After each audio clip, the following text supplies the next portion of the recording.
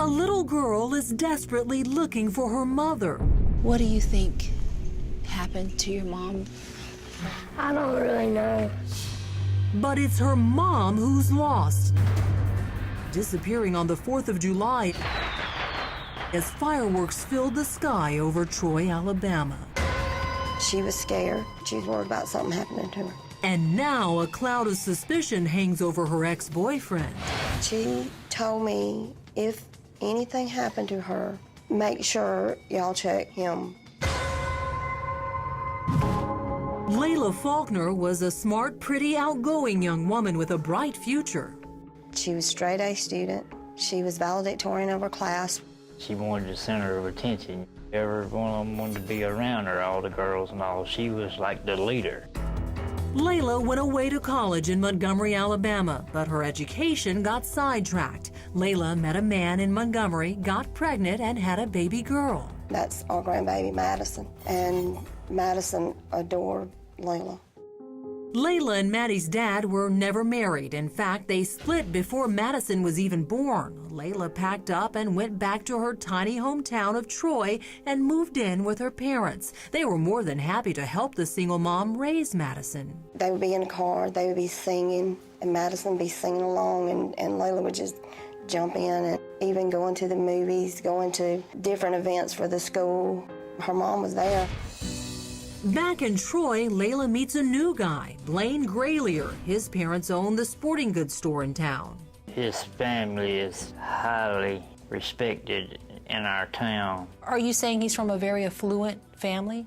Yes. Yes. Blaine worked for his mom and dad and seemed to be a good fit for Layla's family, too. Did you like your daughter's boyfriend, Blaine? He was in softball tournaments just about every weekend, you know, and I'm a big sports fan myself. You know, he was all right. Sparks fly, and Layla soon moves in with Blaine. They only dated for about 2 months before she moved in with him. At first, everything was smooth. It seemed like a match made in heaven. But over time, her parents say the relationship turned ugly.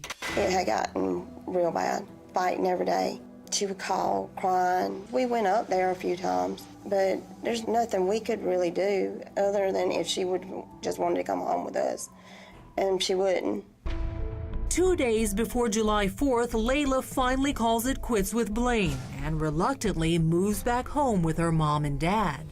Shortly after the breakup, Layla shakes the tiny town of Troy, making a shocking claim about Blaine on social media.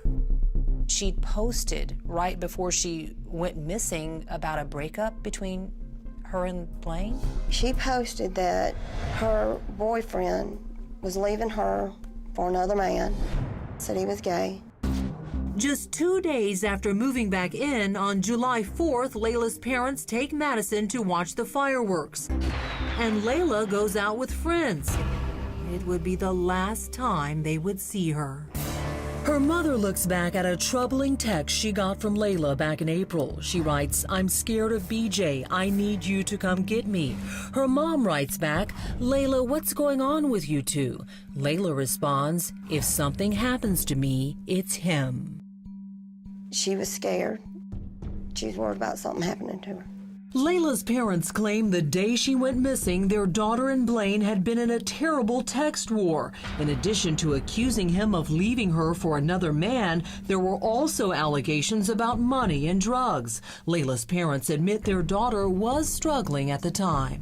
Layla had demons she was battling. She had an alcohol addiction, and she was doing drugs too. At first, the Faulkners were worried, but not panicked. They say Layla had disappeared on short trips before, but after 3 days and still no word, Layla's parents begin to panic. They rush to the Pike County Sheriff's Department. How did you realize something might have happened to your daughter? She hadn't called or text her mother or anything. Like you said, they talked on a daily basis, you know, even if they had a fuss or argument. And we went up to the Sheriff's Department to file a missing persons report, and they wouldn't file one. The family says they came in to make a missing persons report on July 7th, but that it wasn't filed. Because of her history, and she's done this before, And we told the family to, check with her friends to try to find out that make sure that she's not out on one of these binges. After checking with family and friends, the Faulkners come up empty.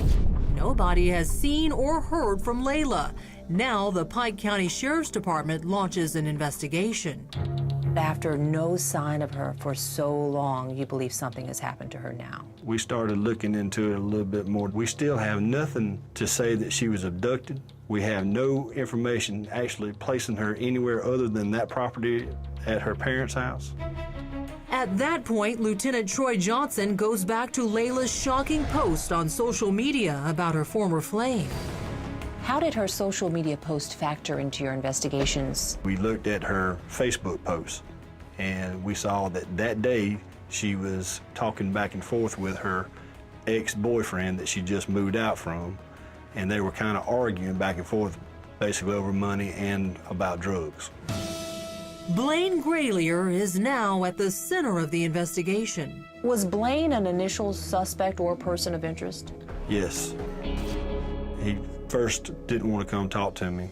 He kept trying to say we need to talk to the last people she was with, and the last people that we knew that she was communicating with was you, only through Facebook Messenger. And I asked him then, would he take a polygraph test? And he agreed. And the results of his polygraph? How did that polygraph test go with Blaine? The examiner's answer was he didn't pass it. And I don't know the questions that were asked. I never got the report for the polygraph test. I also asked him to take a follow-up polygraph test, and he wouldn't do it. There have been several wild stories surrounding Leila's mysterious disappearance. One claiming she was targeted by another man, murdered, and then torched in his truck. I went out there and looked at the truck, and it's been burned up. But as far as any forensic tests on it, the story just didn't pan out. The Faulkners' frustration fuels their heartbreak. All we want is answers. We're so angry because it feels like the sheriff department's not doing anything. And every time what we think is a tip, they say it's hearsay. They won't even check it out. The family believes that you haven't done due diligence regarding this investigation. Well, they want to believe everything that's told to them. And if my daughter was missing, I'd want to believe it too. I'd like to give this family some closure. We don't know what happened to her. Coming up, Leila's former boyfriend comes to Crime Watch Daily to set the record straight. Did you have an argument and blow up and something happened? And a disturbing message is sent to the Faulkners. It's very personal. You don't just walk around town with 2 butcher knives and start stabbing a sign. The reward's up to $10,000 now for any information that leads us to finding Lelia or her remains.